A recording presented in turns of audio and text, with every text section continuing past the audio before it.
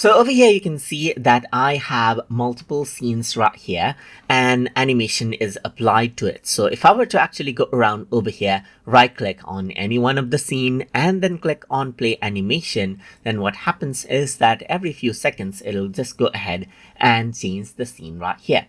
But let's say what I want to do is I want to go ahead and change the animation timing. So let's just go ahead and stop right here for that. So if I want to go ahead and change its timing, I can simply go around over here onto window and then go to model info right here. So over here on the top, you can see that animation is an option. And here you can see that you have an option to enable or disable scene transition and the duration of it.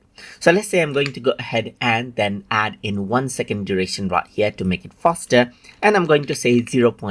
Let's say for example right here, 0.2 seconds right here, just like this for the scene delay.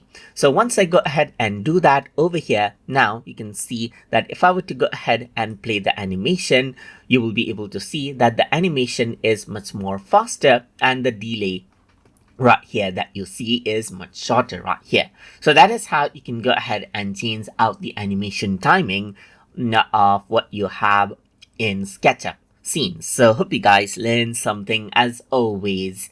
And as always, please like, comment, share, and subscribe.